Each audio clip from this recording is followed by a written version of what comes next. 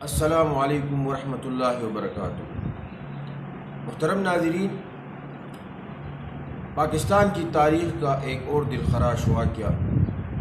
جڑاوالا فیصل آباد میں قرآن پاک کی توہین اور توہین رسالت کا ایک ایسا دردناک واقعہ جس نے ایک دفعہ پھر مسلمانوں کے جذبات کو مجروح کیا، اور پھر اس کی آڑ میں اقلیتوں کے بستیوں کو جلانا اور ان کے گرجوں کو جلانا، اور اس کے بعد انجیل جیسے مقدس کتاب کو جلانا، یہ دوسرا بہت بڑا دردناک واقعہ ہے۔ میرے محترم دوستو، سب سے پہلے ایسے واقعات کے محرکات کی طرف میں آپ کی نشاندہی کرنا چاہتا ہوں۔ جو لوگ قرآن پاک کی توہین کرتے ہیں یا توہین رسالت کرتے ہیں، تو اس کے پیچھے ان کا ایک سوچ ہوتا ہے کہ ہم قرآن کی بے حرمتی کر کے، مسلمانوں کے جذبات کو مجروح کر کے، اللہ جل جلالہ کے کتاب کی بے حرمتی کر کے، ان این جی اوز کی آشیرواد حاصل کر کے یورپ اور دوسرے ممالک منتقل ہو جائے۔ یہ سب سے بڑی بات ہے۔ میں آپ کو ان محرکات کی طرف لے جانا چاہتا ہوں جو ان لوگوں کے ذہن میں ہے۔ تو میرے عزیز دوستو، سب سے پہلے میں انتظامیہ اور حکومت وقت سے مطالبہ کروں گا کہ جو لوگ قرآن پاک جیسی عظیم کتاب یا دوسرے آسمانی کتابوں یا انبیاء کرام کی توہین کرتے ہیں، ان کو قراروا کی سزا دی جائے۔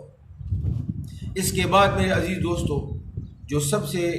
اور ایک بہت بڑا دردناک واقعہ ہے، توہین قرآن کی بے حرمتی اور توہین رسالت کے بعد وہاں کے باشندوں نے جس طرح اقلیتوں کے بستی کو جلا دیا، جس میں تقریباً 40 گھر تھے، اور اس کے ساتھ ساتھ 4 گرجوں کو جو عیسائیوں کی عبادت خانے تھے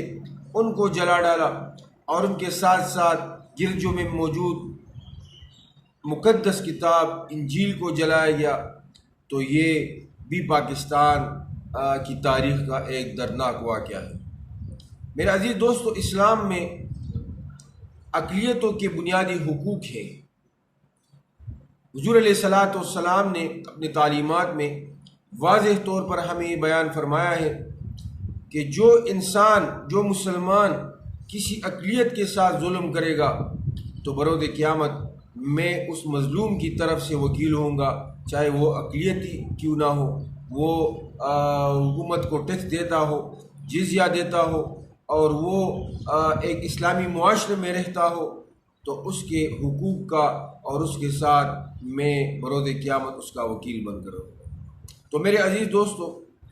اس دلخراش واقعے میں آپ دیکھ سکتے ہیں کتنے اقلیتوں کے ساتھ ظلم ہوا ہے۔ اگر ایک طرف ایک شخص نے توہین رسالت کیا ہے یا انہوں نے قرآن جیسی عظیم کتاب کی بے حرمتی کی ہے، تو اس کو قراروا کی سزا ملنی چاہیے، لیکن اس آڑ میں دوسرے لوگوں پر ظلم کرنا، ہمارے معاشرے میں ہر گاؤں میں ہر جگہ پر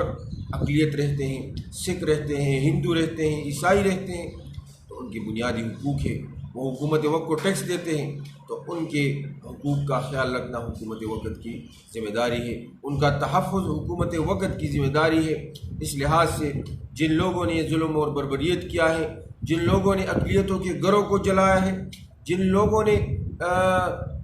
عیسائیوں کے ان عبادت خانوں کو جلایا ہے، اور پھر اس میں موجود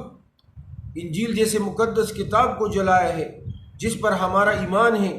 مسلمانوں کا عقیدہ ہے کہ قرآن کے ساتھ ساتھ تورات، انجیل اور زبور یہ اللہ جل جلالہ کی آسمانی کتابیں ہیں جو اللہ تبارک و تعالیٰ نے اپنے پیغمبر اور رسولوں پر نازل کیے ہیں، جس پر ہمارا ایمان ہے۔ تو جس طرح قرآن کی بے حرمتی جرم ہے، اس طرح دوسری آسمانی کتابوں کی بے حرمتی جرم ہے، اور جو لوگ بھی اس میں ملوث ہیں ان کو قرار کی سزا ملنی چاہیے۔ میرے عزیز دوستو، حضور علیہ السلام کی تعلیمات واضح ہیں۔ حضور علیہ السلام نے اقلیتوں کو بنیادی حقوق دیے ہیں، اور اس کے بعد خلفائے راشدین کے دور میں بھی اقلیتوں کو بنیادی حقوق حاصل تھے۔ حضرت عمر رضی اللہ عنہ کے زمانے میں ایک دفعہ ایک بوڑھا اقلیتی جو راستے پہ جا رہا تھا اور اپنے سر پر بوجھ لا رہا تھا اور مزدوری کر رہا تھا، تو حضرت عمر رضی اللہ عنہ سے پوچھا کہ اتنی بڑھاپے میں تم یہ کیا کر رہے ہو؟ اس نے کہا کہ میں ایک جزیہ ٹیکس دیتا ہوں حکومت وقت کو، امیر المومنین کو، اور میں کمزور ہوں، میں مزدوری کر رہا ہوں تاکہ حکومت کا ٹیکس ادا کر سکوں۔ حضرت عمر رضی اللہ عنہ نے اس وقت اعلان کیا کہ جو بھی بوڑھا ہو، اقلیتی ہو، کمزور ہو، تو اس سے کوئی ٹیکس وصول نہیں کیا جائے گا۔ تو میرے عزیز دوستو، اسلامی معاشرے میں ان اقلیتوں کو بنیادی حقوق حاصل ہیں،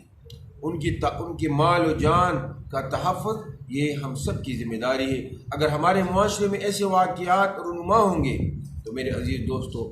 ہم کیسے متبعین ہیں حضور علیہ السلام کے؟ ہمارا دین اسلام یہ خواہشات پر چلنے کا نام نہیں ہے، ہمارا دین یہ اتباع کا نام ہے کہ ہم ہر موقع پر قرآن اور سنت رسول صلی اللہ علیہ وسلم کی اتباع کریں۔ تو میں اس موقع پر